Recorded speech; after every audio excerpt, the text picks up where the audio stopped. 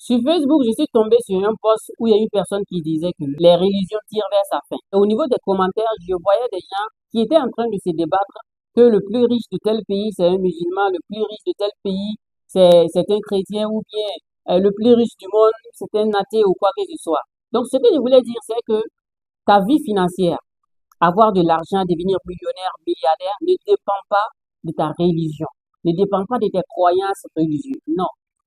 Avoir de l'argent, devenir millionnaire ou milliardaire dépend énormément de ce que tu sais faire, de tes compétences, ce que tu peux apporter au monde, ce que tu peux apporter à l'humanité.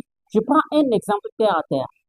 Le mécanicien qui est au dehors, lorsque j'ai ma moto qui tombe en panne et je pars sur le mécanicien pour qu'il répare ma moto pour moi, je ne vais pas lui demander tu es de quelle religion avant de donner ma moto. Non, ça m'intéresse pas. Ce qui m'intéresse, c'est est-ce qu'il va pouvoir régler ma situation? Est-ce qu'il va pouvoir résoudre mon problème? C'est ça qui m'intéresse. C'est ça qui me préoccupe. Donc, je vais lui donner ma moto et lorsqu'il finit de réparer ma moto, je vais lui payer.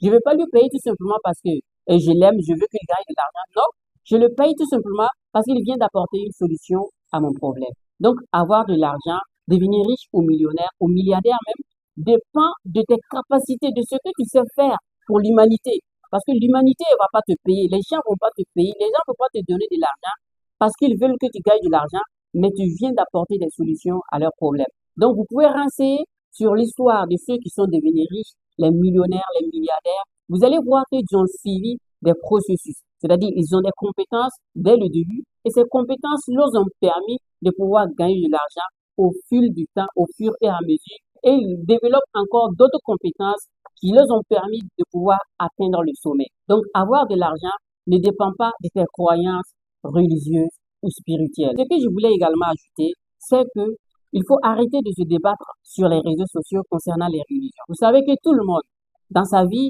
il y a des amis de différentes religions. Et on s'assoit souvent, on boit du thé ensemble, on sourit ensemble, on cause ensemble, on mange ensemble. Et c'est la vie. Et c'est vraiment très, très intéressant.